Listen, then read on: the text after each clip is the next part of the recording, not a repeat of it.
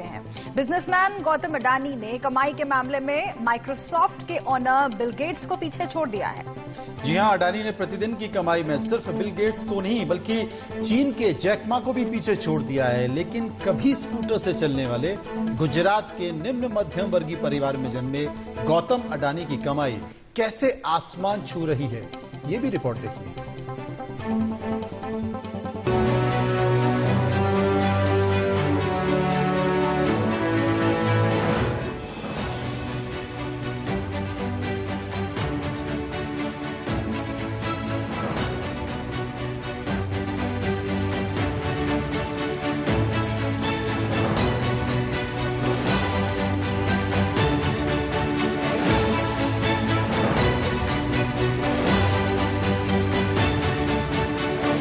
जहां कोरोना की महामारी में लोगों की नौकरी चली गई, रोजगार खत्म हो गए, बड़े बड़े देशों की अर्थव्यवस्थाएं डगमगाने लगी, लेकिन इस दौर में भी चंद अमीरों की कमाई आसमान छू रही है। इसमें सबसे बड़ा नाम है भारत के गौतम अडानी का, जिन्होंने एक दिन की कमाई में बिल गेट्स को पीछे छोड़ दिया है। ब्लूमबर्ग बिलियनर्स इंडेक्स के मुताबिक 2020 में गौतम अडानी ने अब तक प्रतिदिन 456 करोड़ रुपए के हिसाब से कमाई की है, जबकि माइक्रोसॉफ्ट के ओनर बिल गेट्स की कमाई प्रतिदिन 330 करोड़ रुपए है। मतलब साफ है, अडानी से 124 करोड़ कम बिल गेट्स की कमाई है। अडानी और बिल गेट्स के बीच प्रतिदिन कमाई का ये अंतर चौंकाने वाला है, क्योंकि दुनिया में शायद ही कोई ऐसा हो जो बिल गेट्स को नहीं जानता हो। एक वक्त वो भी था जब बिल गेट्स दुनिया के सबसे अमीर आदमी थे, लेकिन आज प्रतिदिन कमाई के मामले में वो भारत के गौतम अडानी से बहुत पीछे हैं। गौतम अडानी ने सिर्फ बिल गेट्स को पीछे नहीं छोड़ा, बल्कि चीन के सबसे अमीर शख्स जैक मा को भी प्रतिदिन की कमाई के मामले में गौतम अडानी ने पीछे छोड़ दिया है। जहां अडानी की प्रतिदिन कमाई 456 करोड़ है, वहीं जैक मा की प्रतिदिन की कमाई 184 करोड़ रुपए है। मतलब अडानी की प्रतिदिन की कमाई जैक मा से दोगुने से भी कहीं ज्यादा है। दरअसल दुनिया के जो 5 अमीरों की प्रतिदिन की लिस्ट आई है, उसमें सबसे टॉप पर एलन मस्क हैं, जिनकी कमाई प्रतिदिन 2120 करोड़ रुपए है। वहीं दूसरे नंबर पर गौतम अडानी है, जिनकी कमाई 456 करोड़ है। तीसरे नंबर पर 330 करोड़ की कमाई के साथ बिल गेट्स हैं। चौथे नंबर पर 310 करोड़ की कमाई के साथ भारत के ही मुकेश अंबानी हैं। और 5वें नंबर पर जैक मा है, जिनकी कमाई 184 करोड़ रुपए है। कभी स्कूटर से चलने वाले गुजरात के निम्न मध्यम वर्गीय परिवार में जन्मे गौतम अडानी की कमाई कैसे आसमान छू रही है, जरा इसे भी समझ लीजिए। बाजार में अडानी ग्रुप की 6 कंपनियां हैं। दूसरी तिमाही में अडानी ग्रीन और अडानी ट्रांसमिशन को छोड़कर बाकी 4 ने अच्छा मुनाफा कमाया है। इसमें Adani gas, Adani enterprises, Adani port और अडानी पावर शामिल हैं। साथ ही अडानी ग्रुप की कंपनियों के शेयर में भी शानदार बढ़त देखने को मिली है। अडानी ग्रीन का शेयर 550% तक ऊपर चढ़ा है।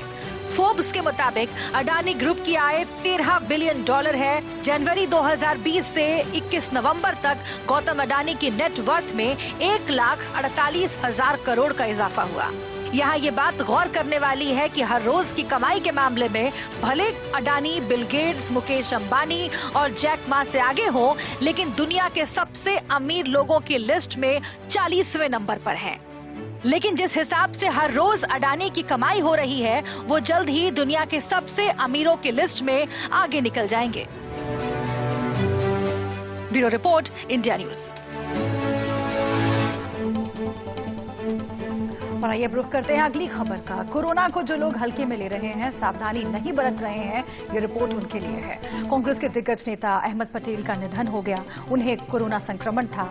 अब जरा सोचिए, अहमद पटेल 1993 से लगातार राज्यसभा सांसद थे। उससे पहले 3 बार लोकसभा सांसद रहे। उनके पास सुविधाओं की क्या कमी होगी, लेकिन कोरोना ने उनकी जान ले ली। जी हां, अहमद पटेल करीब 40 सालों तक देश की सक्रिय राजनीति में रहे।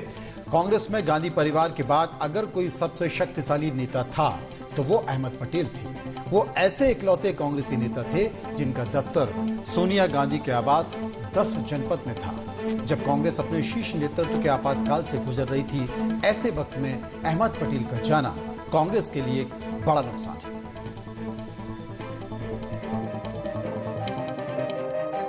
ये नाम शायद कई लोग ना जानते हो, लेकिन देश की राजनीति में ये नाम एक ऐसे चाणक्य का है जिनकी पहुंच 3 दशकों तक 10 जनपद तक रही। कांग्रेस के वरिष्ठ नेता, पार्टी के कोषाध्यक्ष, सोनिया गांधी के सलाहकार अहमद पटेल अब इस दुनिया में नहीं रहे। बुधवार सुबह 3:30 बजे गुरुग्राम के मेदांता अस्पताल में उन्होंने अंतिम सांस ली। अहमद पटेल पिछले 1 महीने से बीमार थे। उन्हें कोरोना हुआ था। अहमद पटेल के निधन पर सोनिया गांधी ने दुख जताया है।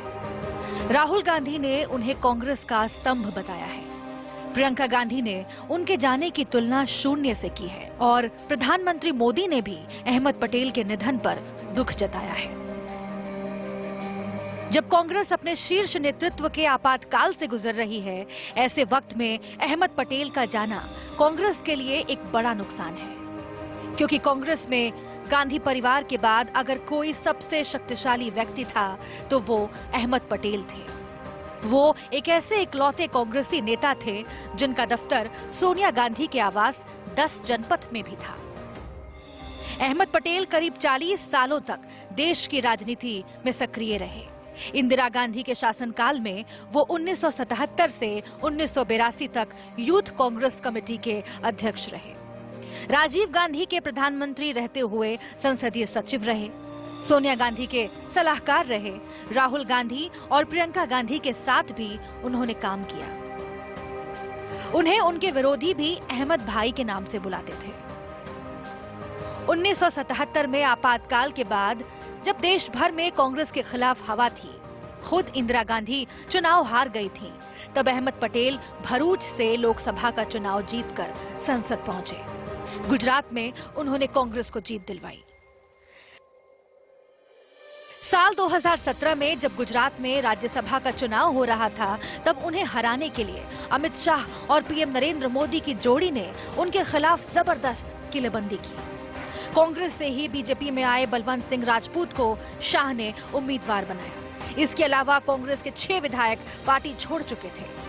ऐसे में अहमद पटेल का लगातार 5वीं बार संसद के उच्च सदन में पहुंचना मुश्किल लग रहा था, लेकिन अहमद पटेल ने सारी सियासी आशंकाओं को गलत साबित करते हुए न केवल अपनी जीत दोहराई, बल्कि सोनिया गांधी को कमतर करने की विपक्षी कोशिशों की भी हवा निकाल दी। कांग्रेस पर जब जब संकट आया, अहमद पटेल खड़े रहे, लेकिन इसके बाद भी बाहरी दुनिया के लिए अहमद पटेल हमेशा एक पहेली बने रहे। पर जो लोग कांग्रेसी संस्कृति को समझते हैं, उनकी नजर में अहमद हमेशा एक पूंजी रहे। Bureau report, India news. संकट मोचक, चाणक्य और भरोसा। अहमद पटेल गांधी परिवार का ही भरोसा नहीं थे, वो नेताओं का भी भरोसा थे, वो कार्यकर्ता